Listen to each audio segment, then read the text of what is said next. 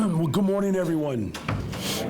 Thank you for joining us today as we wrap up an historic Democratic National Convention hosted in the greatest freaking city in the world, the city of Chicago. First of all, and most important, I want to thank every single City Chicago worker, the workers who spent months preparing and executing the best political convention that this country has ever seen. I especially want to thank Superintendent Larry Snelling and the thousands of rank and file officers of the Chicago Police Department for doing what they have purpose to do, and that's to keep everyone safe throughout the convention and protecting our guests, the protesters, and everyone's constitutional rights, and of course, our neighborhoods. If the 1968 convention went down in history as the example of police brutality, then the 2024 convention will go down as the example of constitutional policing. These brave women and men show the world how we can maintain safety while protecting the people's right to protest and to have their voices heard. That is what I asked them to do, and I'm so proud of that work. The DNC was truly a full force of government effort, so I want to take a few seconds to acknowledge all of the government departments and sister agencies who put in the long hours and accomplished this monumental feat. Our Office of Emergency Management and Communications, led by Executive Director Jose Terraro, he did an incredible job this week. Let's give him a nice warm round of applause.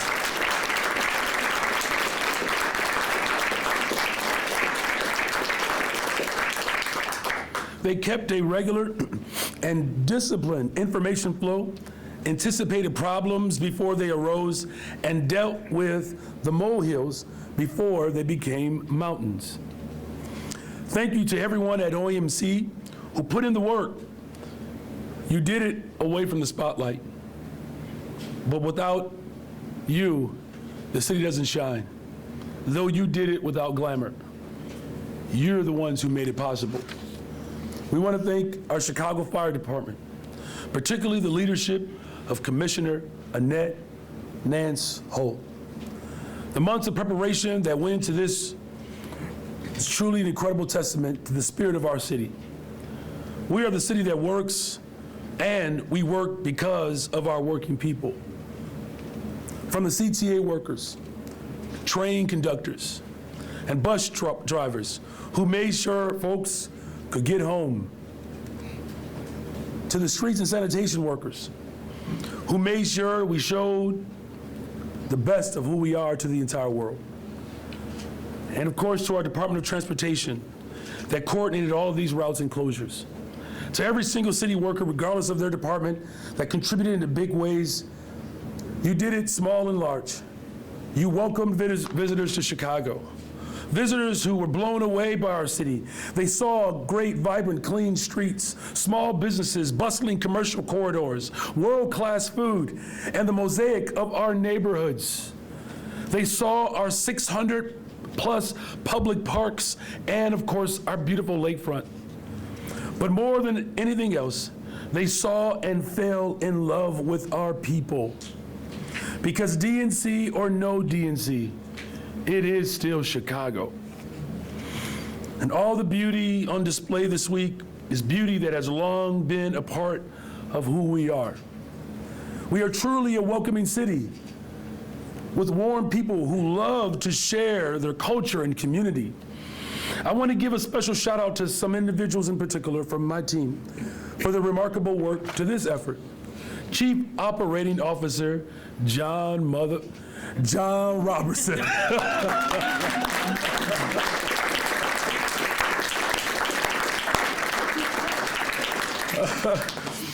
Had y'all for a minute there, huh? To our Deputy Mayor of Infrastructure, Lori Lipson.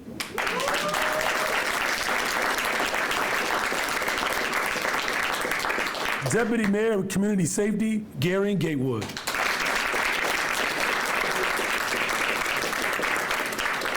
And to the person that makes sure that this corporate is always protected, our corporate counsel, Mary Richardson Lowry.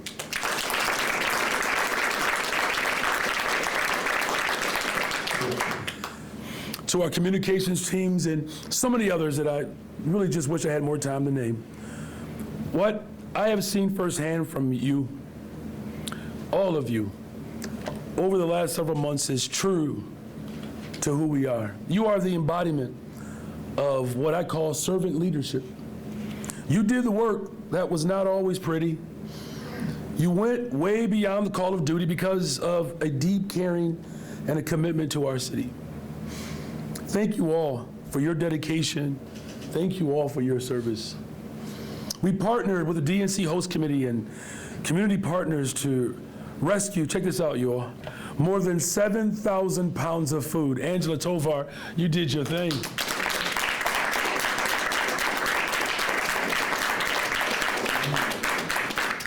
That translates to thousands of meals for food for people who are food insecure. The best part, every single meal stayed right here. It stayed right here in Chicago. It went to Chicagoans.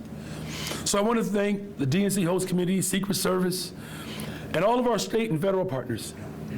This was truly a team effort, and I'm extremely grateful for all of you all's contributions. Thank you to the hard work and to the working families in the near West Side who welcome visitors in their community. The near West Side, I know it was a tough few days for you all, but you all showed out. You all represented Chicago so well because, you know, the West Side is still the best side. I'm honored and humbled to be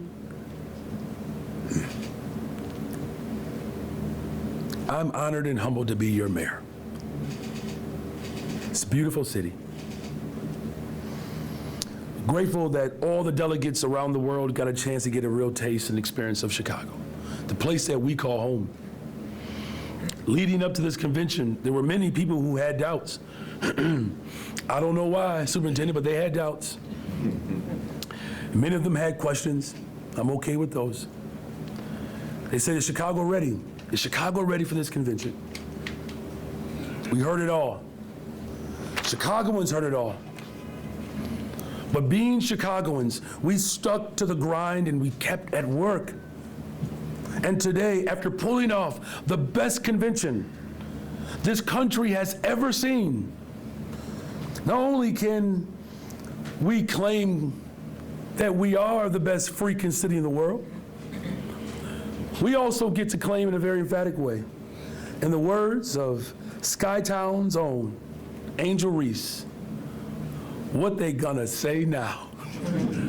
What they gonna say now? Every Chicagoan today should feel proud. Newspapers around the world are writing about an historic convention in a historic city that nominated a black woman of Asian descent to the highest position in the land. We hosted a sitting president, 2 former presidents, as well as countless governors, senators, union leaders, faith leaders, working class delegates. We hosted the complexity of our democracy. Chicagoans are people with an unbreakable spirit, and you're never going to allow anyone else in the world to tell us anything different. We have a vibrant city, a city that is truly on the move, a city that is entering into a new era of prosperity. I want to thank every single Chicagoan for setting the record straight once and for all. We stood strong, we stood together, and that all of that made the difference. We made history, and we did it our way, the Chicago way. So now, with that, I'm going to bring to the stage my dear friend and the great optimist, because like me, he's a beloved Cubs fan, OEMC Executive Director, Mr. Jose Terrado.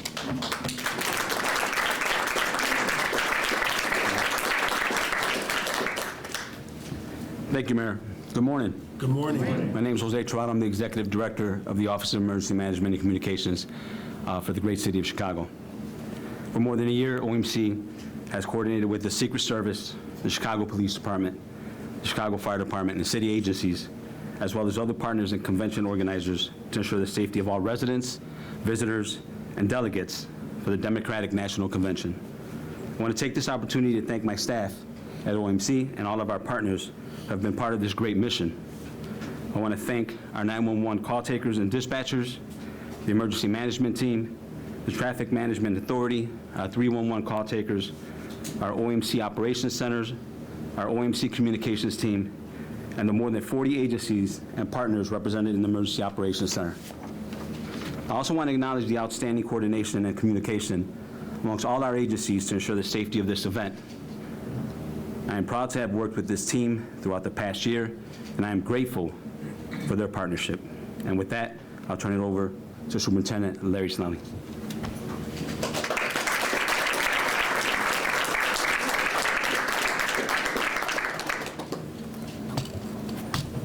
Good morning. Good morning. I believe it's still morning.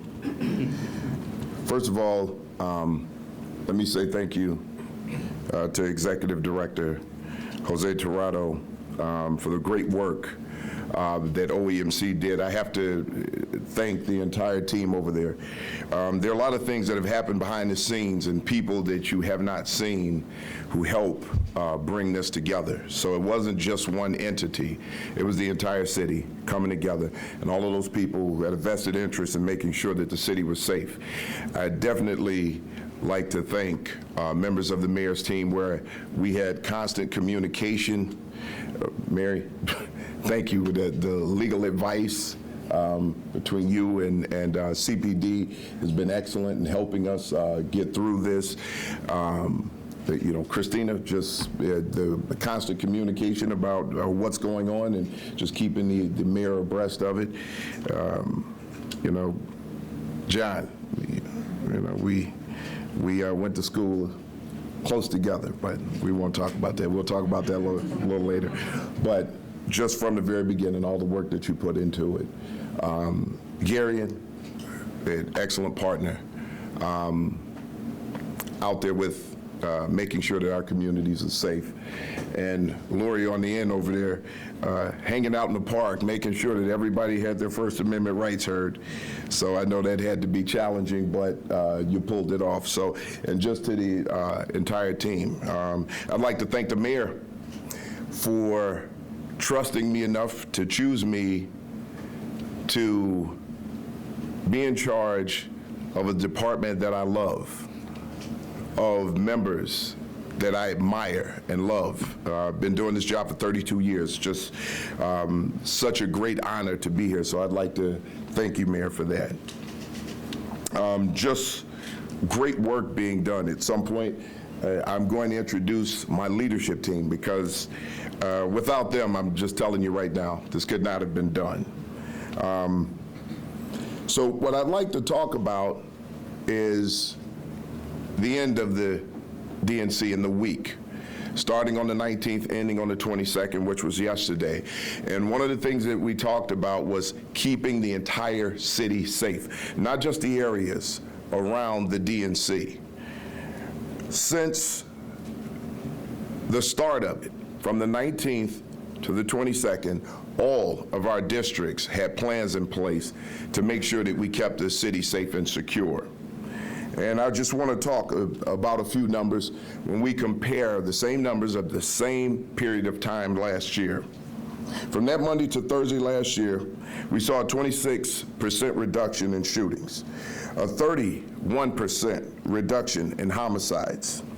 We also saw a 54% reduction in robberies. We've seen a reduction in over 300 robberies just in that time period.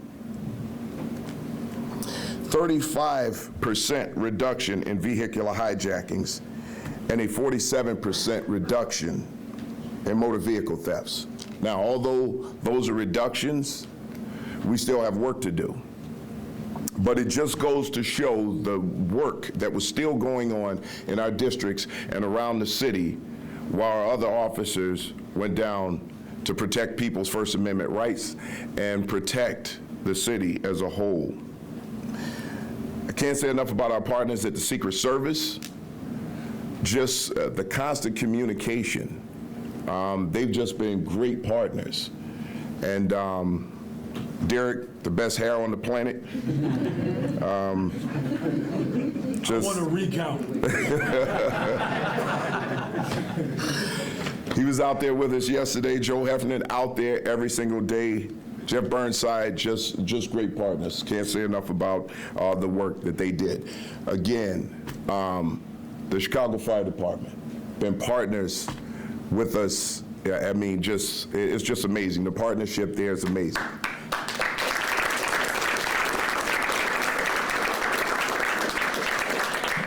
So I have to get the commissioner's name right this time because I messed it up one time. She's never let me forget it. Commissioner Annette Nance Holt. I'd just like to thank you for your leadership and your team. There's another black woman's name they all know how to pronounce now, too, because of the convention. This is a non-political event.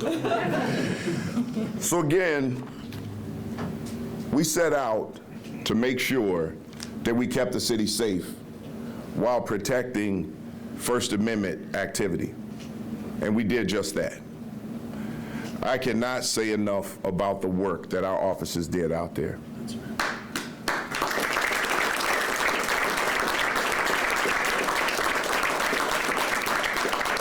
We sat and we watched these officers go through it. We saw people yelling in their faces, yelling obscenities, and they maintained their cool throughout. They didn't take the bait.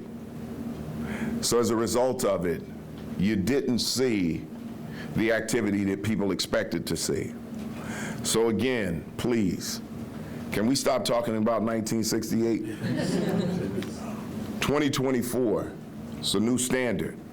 And the men and women of the Chicago Police Department set that new standard out in the field. And I just could not be more proud of those men and women and the work that they put into this, making sure that the city was safe. As a result of everything that occurred out there, there were a total of 74 arrests that were around protest situations. In that, we had 4 people go to hospital, and that was for medication problems. Someone complained of chest pains. And then there were 3 other incidents where someone complained of some type of injury.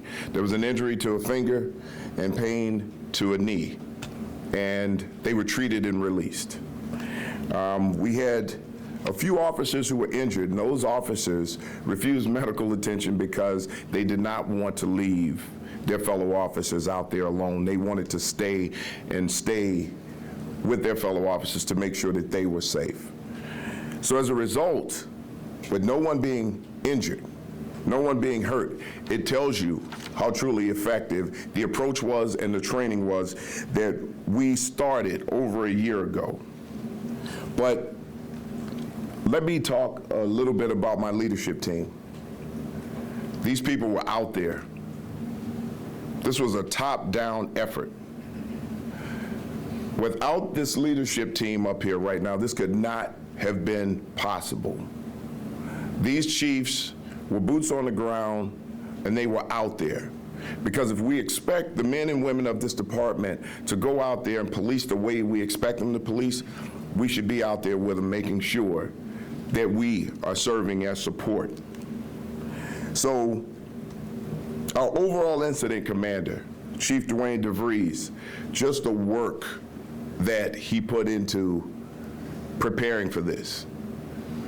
I know I started it. I had the Bureau of Counterterrorism before I appointed him to that position, and he stepped in, couldn't ask for a better person to step in and take over that. I'd also like to thank Deputy Chief Jill Stevens, who was working with him on this, and Deputy Chief Chris Papaioannou. Chief John Hine, the Chief of Patrol, what can I say? This man knows every protester on the planet.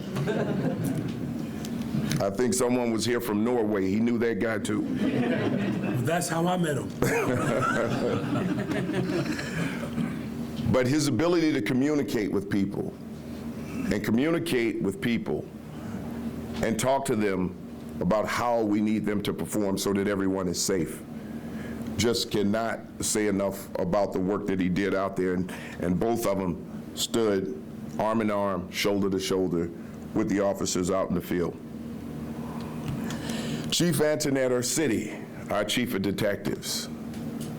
I mean, I can't say enough about the work that she's doing over there, solving crimes, closing out homicides, and professionalizing the unit in a way that we haven't seen, making sure that detectives have tools to get their jobs done quicker. Just an excellent job.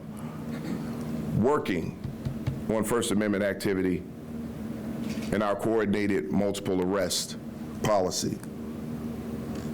Chief Yolanda Talley, the Bureau of Internal Affairs.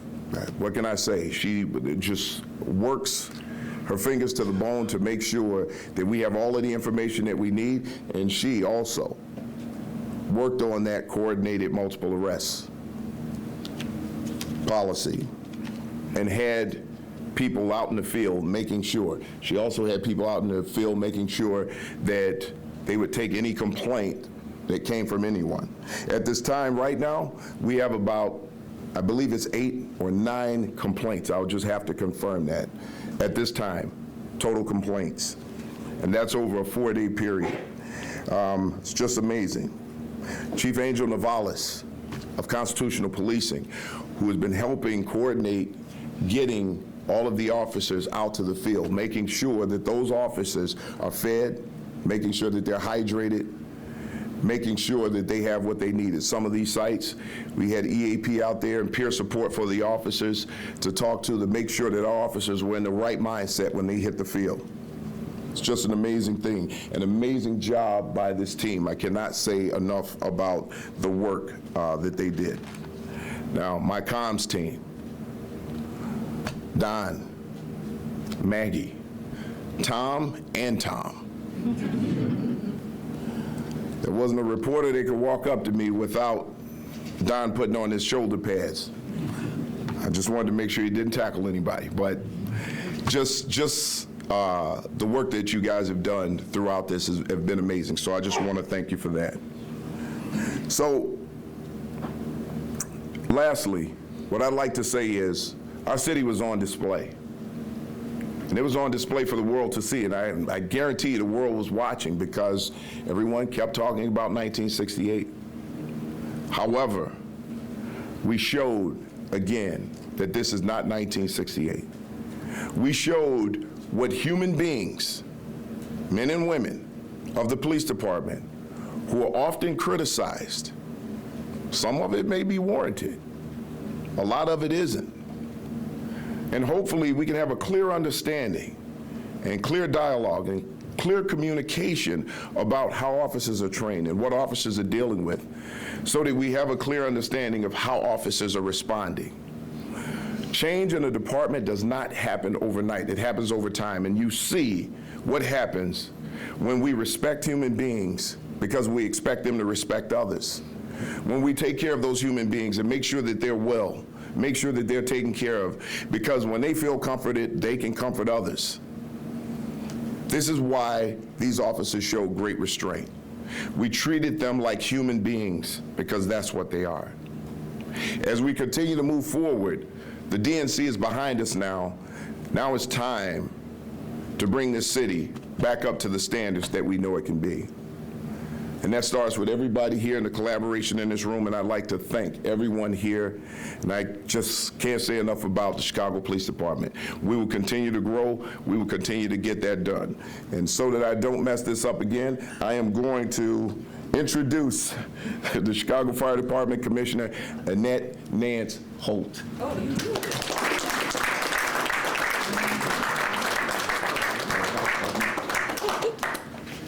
Good morning. Good morning. Let me say a special thank you to Superintendent Snelling and to Jose Tirado. We worked together very closely throughout the year. We have a lot of special events, so we're quite familiar with each other, and we're used to planning big events. Of course, it wasn't a surprise to us, and we came together and were able to do this along with our partners, the Secret Service, which we work with on other occasions when they come to town. So I'm just very honored to have a partnership like this and to have people who are willing to put in the work and take the time to make sure everything is the way it should be. And I also want to especially say thank you to all the city agencies that work so closely with us. If we start naming them, we'd be here till tomorrow, because every city agency basically had their footprint with this convention, and they did a great job to make sure this historic event went off the way that it did.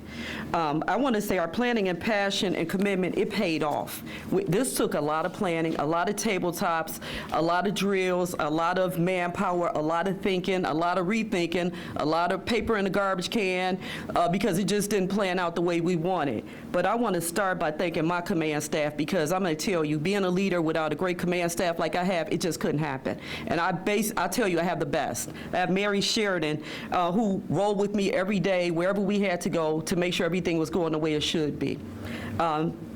Deputy Fire Commissioner Mark Furman, he runs the whole city's operation, fire and EMS, a phenomenal man who, he had a board over there in his office. Every time I go there, the board would change. I mean, we were like, what now? He would think of other things along with his team that we needed to address to make sure we were successful in this. Also to Chief Cynthia Herring, she's the Fire Prevention Bureau, which was over all the venues. They had quite a challenge, but they did a great job in what they did.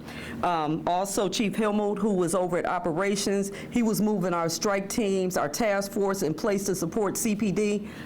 Phenomenal. Chief Keller, who was over logistics and our task teams, he actually was responsible for logistics. Logistics made sure all our members were transported, fed, all their needs were met, water, whatever they needed, even down to porta potties. Everything worked out great with this partnership. Also, Assistant Deputy Fire Commissioner Hernandez, who's back here, who was over EMS, Emergency Medical Services. He made sure all of his paramedics, all the paramedics were in place, and they had everything that they needed. Another lift, and we still continue to serve the entire city without anybody suffering any delays.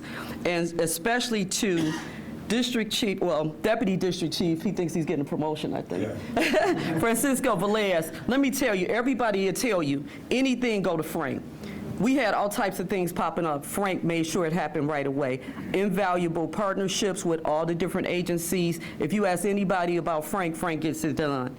And then, the only thing, I didn't name everybody, and I don't want to offend people, but to my men and women of the Greater Chicago Fire Department, my firefighters and paramedics, they did everything to make sure this was a success. I actually visited them last night over by the United Center, and I said, how are you guys? They said, we're tired, but we're honored to be here. This is such a historic event. I was just like, oh my God, that just made me feel so good. They were determined to make this a success. So I just want to say thank you to everybody who was integral to this. If I missed them, I'll catch up with them with a memo when I get back and get some sleep. But I would like to now introduce Jeff Burnside, the U.S. Secret Service Coordinator. Thank you.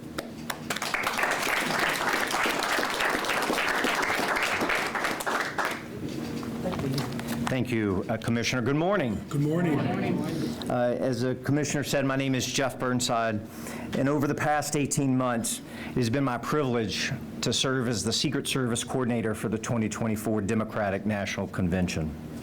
Over the past year and a half, I've gotten to know this city, and I've felt firsthand Chicago's hospitality and strong work ethic. I want to thank Mayor Johnson, Superintendent Snelling, Executive Director Tirado for their tireless work and dedication to this event. I'd also like to thank the men and women of the Chicago Police Department, the Chicago Fire Department, OEMC, and the Secret Service's Chicago Field Office for their dedication to ensuring that this event was a success. There are countless others across numerous agencies that you've heard today that I'd like to thank for their efforts ensuring public safety and security for this convention. It's too numerous to name. As you've heard, every city agency was involved in the preparation for this event, and I'm personally very grateful for that. I'd like to take just a minute, though, to especially thank Chief Dwayne DeVries from the Chicago Police Department, the Chief of the Counterterrorism Bureau, who served as the incident commander for the Chicago Police Department. for this National Special Security event. I can tell you that there's not one person in the Chicago Police Department that's worked harder at this effort over the last 18 months than Chief DeVries, and I really appreciate his leadership, his knowledge, his skills, and his abilities that we're able to apply to our security plan to ensure the safety, as the mayor said, not only for everyone attending the convention, but the nearly 2.7 million residents of the city of Chicago. It is not a small undertaking, and Chief, I just want you to know it didn't go unnoticed or unappreciated. Thank you. This process began 18 months ago, and as a group, we had numerous planning meetings, development meetings, community outreach to include door-to-door canvassing on 2 different occasions to engage with businesses and residents. We also held numerous follow-up meetings with community groups and leaders to ensure that the public understood what they could expect. It's that communication, along with the hard work of our law enforcement partners, that helped make this National Special Security event a tremendous success. Putting on an NSSE, as you saw, is a tremendous undertaking, and the Secret Service could not ask for better partners and a more professional group of dedicated public servants than your law enforcement and public safety community here in the great city of Chicago. Again, it's been my honor and privilege to have had the opportunity to work with this group of individuals. The law enforcement and public safety community in Chicago is second to none, and their residents in the city of Chicago should be proud of that. Now I'd like to introduce the Deputy Special Agent in charge of the Secret Service Chicago Field Office, Derek Meyer.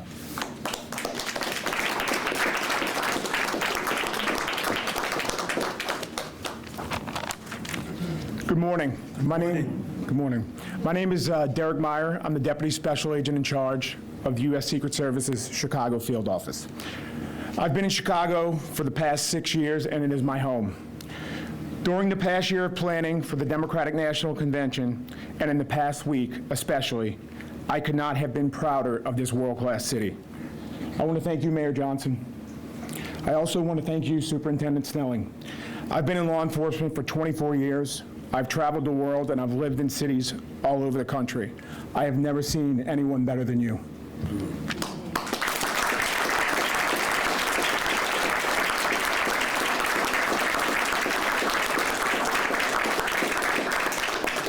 You lead an exceptional police department. I want to thank everyone in the Chicago Police Department, along with OEMC Director Jose Tirado. I also want to thank all of our federal, state, and local partners who contributed to the success of the last week. I also want to thank Chicago Police Chief of Counterterrorism, Dwayne DeVries. I couldn't ask for a better friend or partner to go through this. I want to thank Glenn Brooks, the Director of Community Policing for the Chicago Police Department. And I want to recognize Joel Heffernan, the Assistant Special Agent in charge of the Chicago Field Office, who was involved with every aspect of the planning of the Democratic National Convention. This week, he was out in front of the lines this week, along with the CPD partners, talking to the protesters and out there in force. I always say that the Chicago Field Office is a family, and the people we work with at times like this are part of our family. But I want to thank the men and the women of the Chicago Field Office for all of their extra hard work during the build-up for the DNC. The Chicago Field Office is also responsible for the states of Wisconsin and Indiana. This year, in addition to being a hotbed for campaign stops, the Chicago Field Office was also responsible for overseeing the Republican National Convention. That's a huge amount of work, and our team excelled to the challenge. I could not be prouder of them.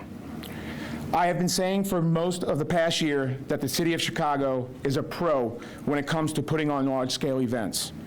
Lollapalooza, the Chicago Marathon, NASCAR, and now we can add the 2024 Democratic National Convention to that list. Thank you.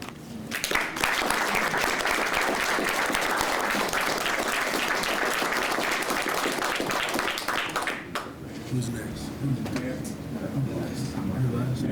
Oh, okay. Oh, okay, I guess I'm next. Thank you all. We'll pass it. We'll take questions. And just for the record, that was quite the compliment to our superintendent. I guess that's how they do things around here. You talk about somebody's hair, and then they tell you the greatest person they ever know. Right here. Oh. And we ask that everyone be respectful of each other's time. One question, one follow-up. Hi, Mayor. Hey. It seemed like some people, perhaps on social media and some on the other side of the political aisle than you, seem to be rooting for something to happen outside the convention. Did you get that sense as well? And why do you think there seemed to be a sense that there was that desire for catastrophe? Yes, there were individuals who were rooting against Chicago, and they were rooting for violence and chaos. It's no different than what Governor Abbott is doing, attacking our city.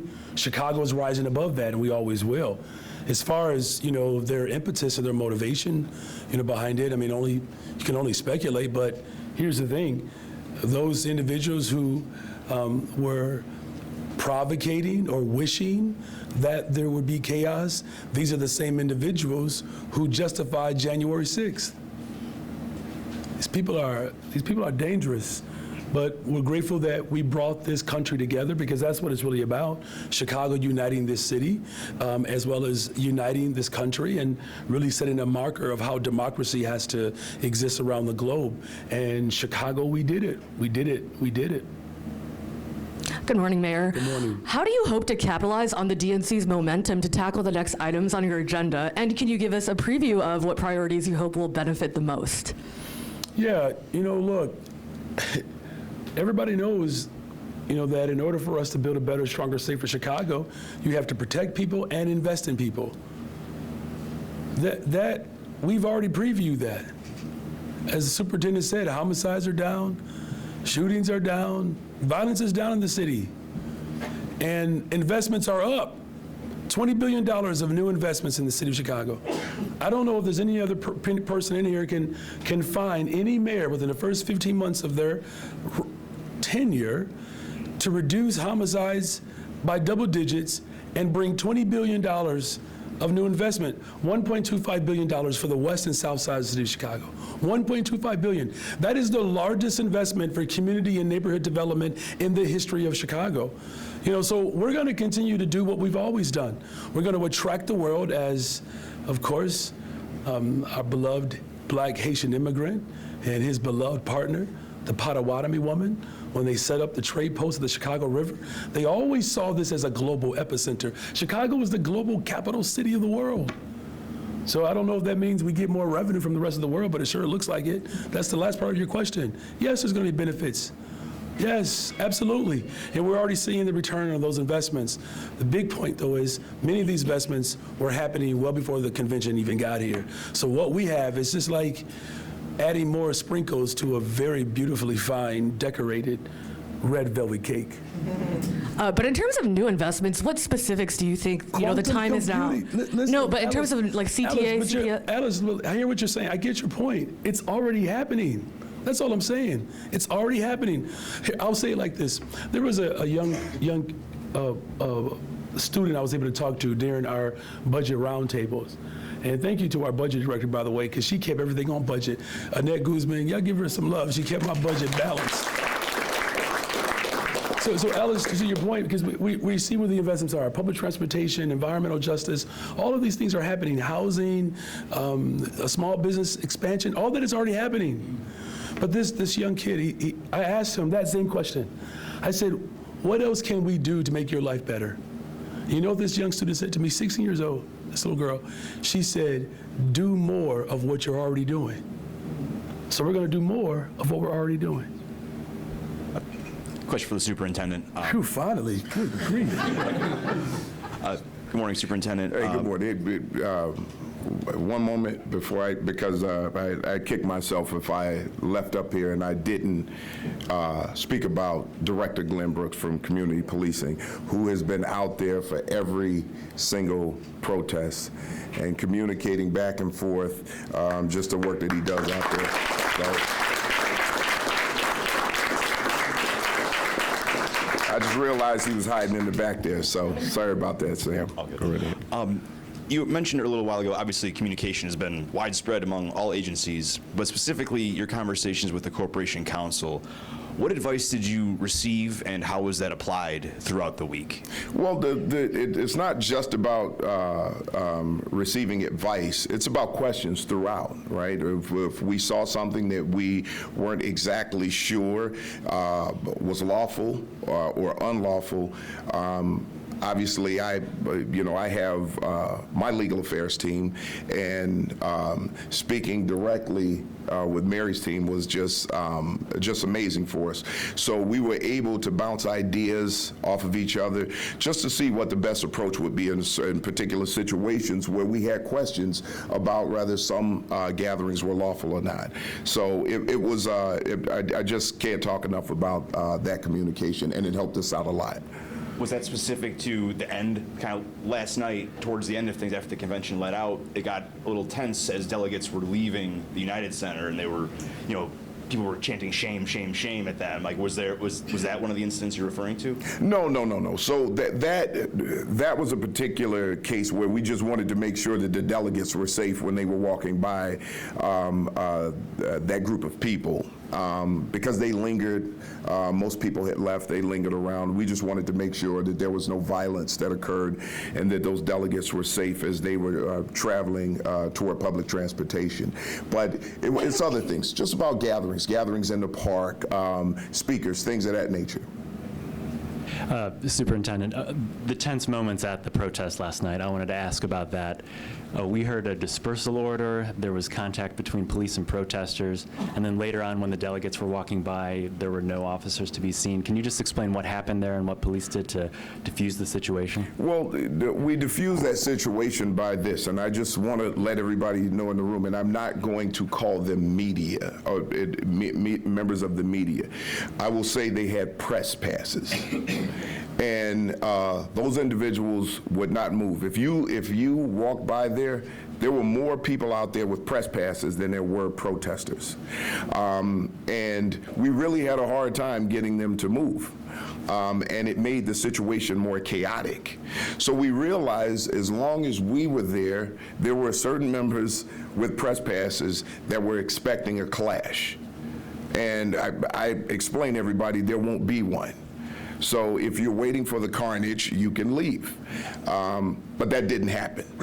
So when we started to pull our officers out, we realized there was nothing else there for them to film because the expectations of a clash disappeared. But we did have officers still out there. They just weren't highly visible at that moment because we wanted to make sure that those delegates were safe when they were going by. We had people around CTA and on the platforms to make sure that no one was attacked over there.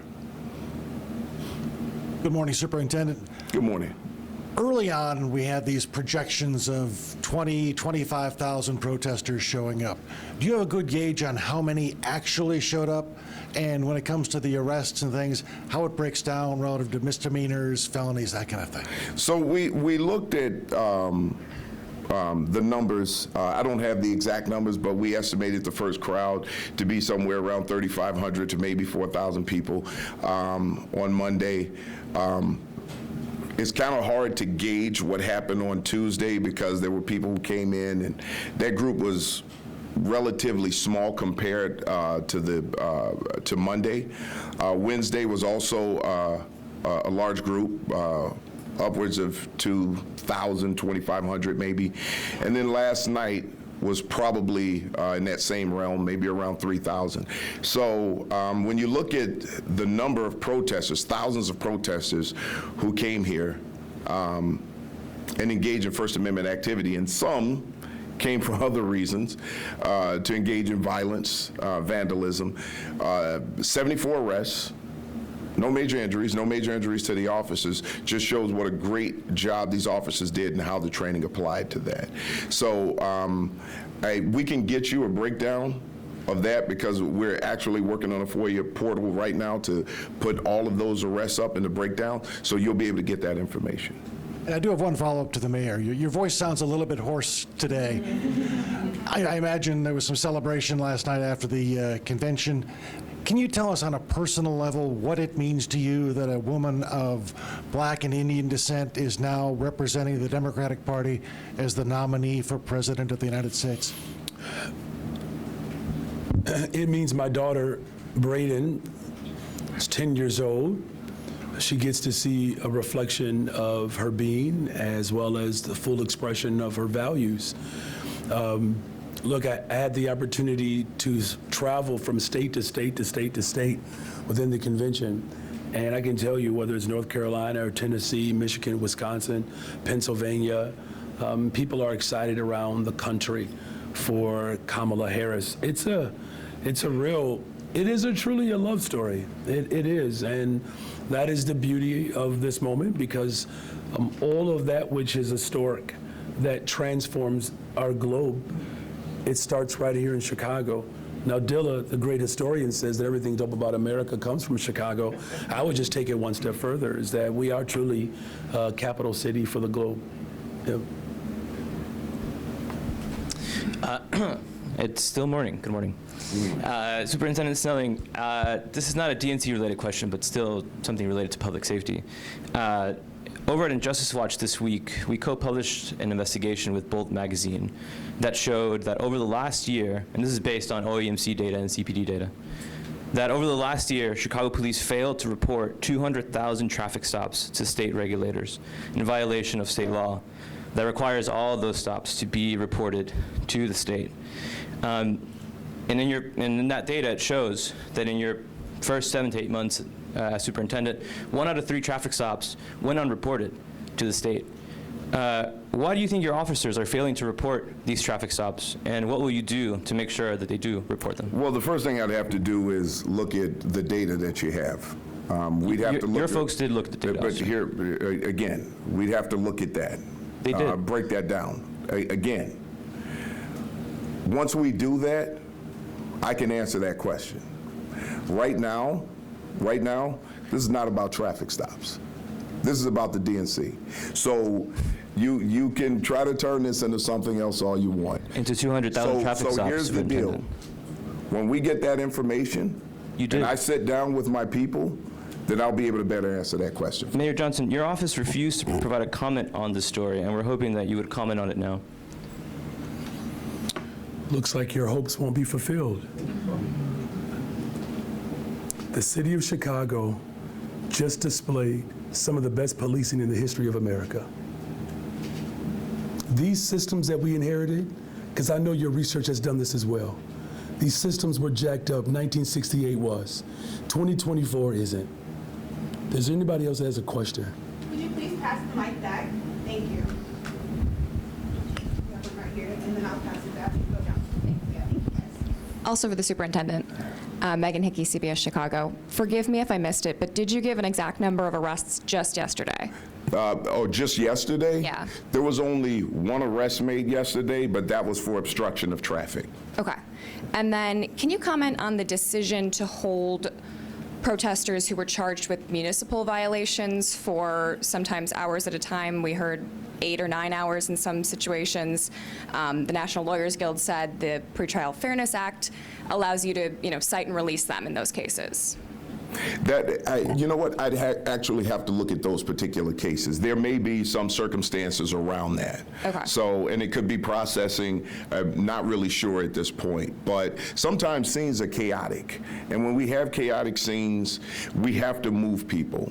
And to move people, it calms situations down. As long as we have people who are standing and they continue to make noise, it draws attention. And the more attention it draws to the officers and the overall situation. Those situations become volatile. And in order to keep that down, to reduce the risk of having to use force or take more people into custody, we may have to move people quickly. And that may lead to some processing issues. But in those particular instances, I don't have all of the facts with me right now, but I'm sure we'll be able to talk about that. And your team's planning to publish a whole list with citations and all that information? That's correct. Okay.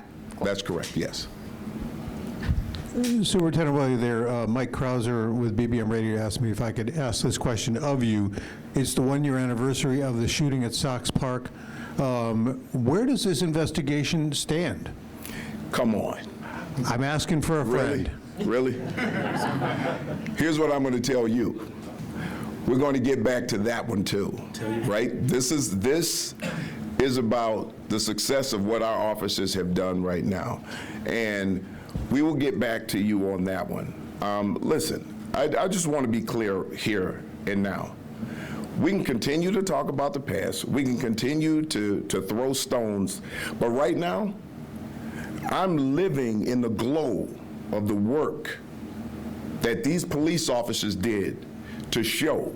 And you can do everything that you want to do to try to throw paint on it, to try to besmirch it, to try to bring it down.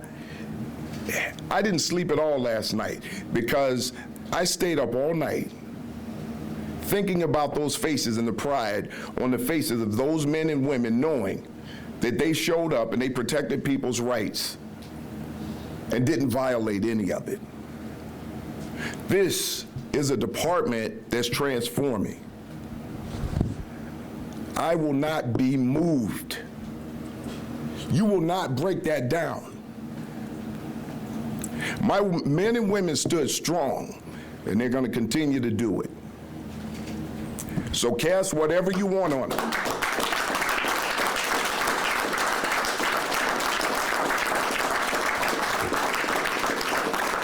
They protected this city, and they're going to continue to do it.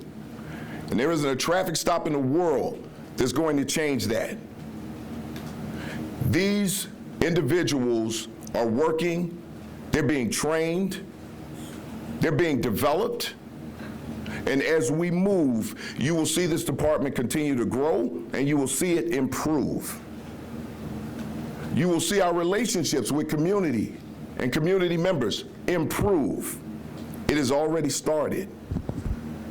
So we can continue to talk about the past, but I don't live in the past.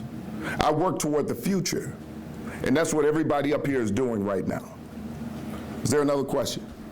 Well, the question that I had, or my story, was for the mayor. And Mayor, you kind of reflected a little bit on how the convention went. I guess the first half of the question is, on a political side, obviously you were there, I assume, every night. How are you feeling about Kamala Harris and how this positions the Democratic Party going forward? Well, you know, that's a very healthy question. It's a vibrant one, in fact. The American people need government to work, not bicker, not attack. And what the world experienced, what the people of America experienced, was a disciplined, balanced presentation from the wide range of political views. I mean, Republicans spoke at our convention. The delegates of this convention, the most diverse delegation in the history, from our, individuals with disabilities to a Native American caucus, I believe the first time in the history of the DNC. And so I just think from a political context is that the strength of the globe, it really is contingent upon our democracy in this experience here thriving, I should say. So I hope it gets at it. It's as a social studies teacher, I wish I was starting school on Monday. I mean, this is how the first day of school would start for me, which I'm really proud of my son, who happens to be taking AP Government. Good luck, son. But yeah, it's just politically, I mean, it's just one of those things that I think all of us in this room, I say this with a great deal of humility, we will be primary sources one day to some college kid 20, 30 years from now. Well, at least some of us will be, that will come and ask us, what that moment was like and what it felt like and how it shifted to the trajectory of America. I mean, this is the party, the only party, by the way, which the city of Chicago led. It's the only party that condemned terrorism and has called for the immediate release of hostages and for a ceasefire permanently.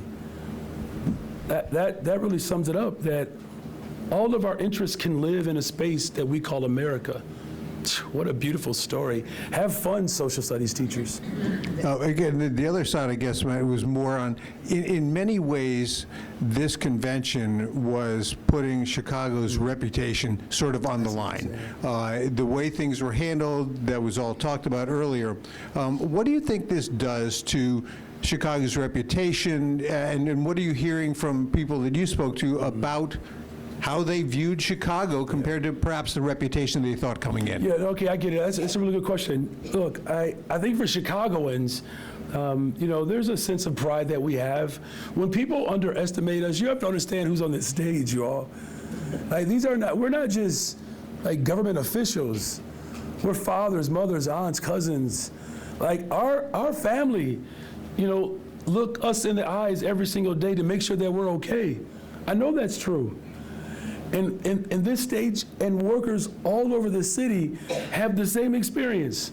Whether you're getting ready to go out and drive a bus or put together a lesson plan or provide child care services or to show up at a police district or, you know, a firehouse, wherever you are, street sanitation, garbage truck, people look us in the face every single morning and we go out and we do the thing, right?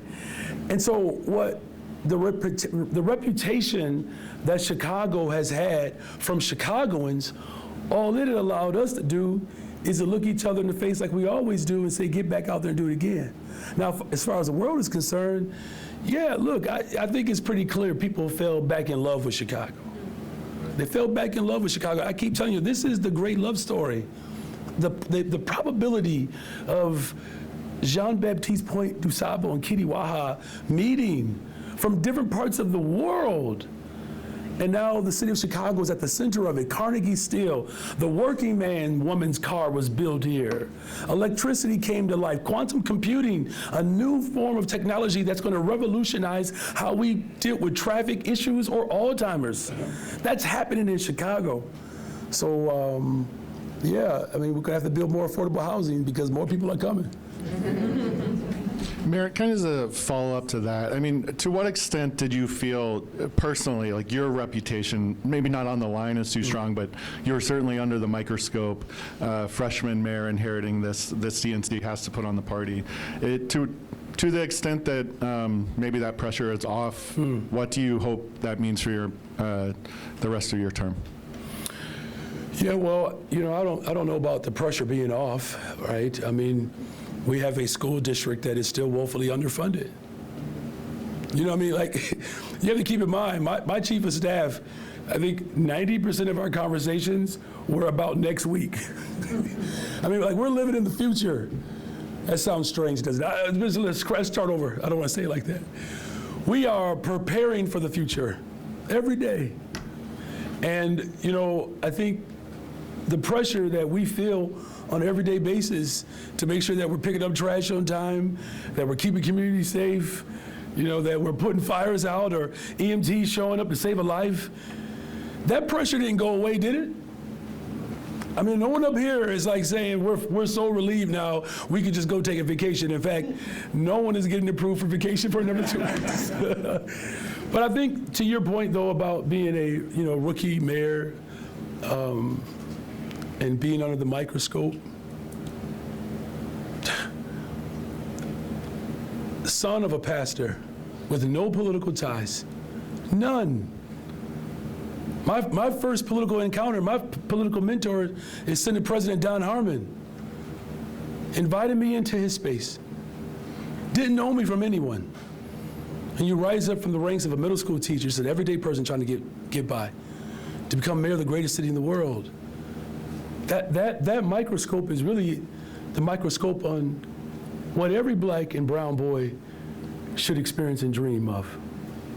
That microscope, I got you. I just want to make sure I bring this point home, that microscope is for the little brown girl who is first generation, who just got here because you had a tyrant at the border, tried to exploit, and now she's learning another language and is falling in love with the city of Chicago. That's the microscope. And just for the record, Michael Jordan averaged 28 points a game his rookie year, and he led the Bulls to the playoffs. And then you know what happened after that, right? It took a while before they won a championship. No, it didn't take that long. It didn't. It's 6 of them, by the way. Yes. You get the point, though. I hear you. And you brought up next week, I think next week you're going to release a potentially billion-dollar budget gap. Is there any, do you almost wish that the timing was different, that you could, as the superintendent said, kind of live in the glow of this for a little longer before you have to get right into a thick budget season? No, the timing is perfect. There's a time and a season for everything. You can't decide which part of your life you want to live in primarily. That's petulant. We don't respond to this position of opportunity obsequiously. We don't fawn over this. This is work. It's work. That's what my father said, never be afraid to work. You don't want to make a mountain out of a molehill. So we're going to address it. We're going to approach it like I promised I would. And got a great team that's going to help us do that. We're on to our last two. Superintendent Snelling, Chip Mitchell with WBEZ. You mentioned earlier, first actually very quickly, the 74 arrests, that begins Monday or Sunday? That began Monday. Okay. Do you have a number for Sunday? I think there are a couple. I can't remember. No, I believe there was one arrest, but it wasn't necessarily related to First Amendment activity. Okay. So the question I want to ask I have this instrument here so I can actually read it back to you. You said earlier today, the DNC is behind us. Now it's time to bring the city back up to the standards that we know it can be. What standards did you have in mind? Well, we have to continue to bring crime down. Things are trending, but we have to continue to bring crime down. Now, in order to do that, we have to build relationships, and that's reforming our department. Right now, we're under consent decree, and we want to make sure that we're working on that consent decree. We're coming into compliance with the standards of the consent decree. I'm in constant contact with the IMT, the independent monitoring team, and everyone else who's involved. I just want to make sure that we're looking at everything that within the department where there are mistakes that have been made to take corrective actions on those mistakes. Now, we've seen what great training and tools and preparedness can do for these officers when we give them the right training, the right direction, and the right leadership. That's what's important here. We can talk about numbers. People can sit and look at data. Data doesn't tell you everything. We have to look at everything, on that micro level. And as long as we're doing that, we'll just continue to develop and we'll continue to grow the department. And that's what it's about. So once we start doing those things, we can bring crime down simultaneously as we're doing it and develop those relationships in communities. Okay, thanks. Thank you, Chip. Anyone else? Okay, all right, thank you all. Is that everybody? Okay, thank you all very much. Thank you. In 2028? Hey, that sounds about right, doesn't it? Is that Thank you, Superintendent. Thank you, man.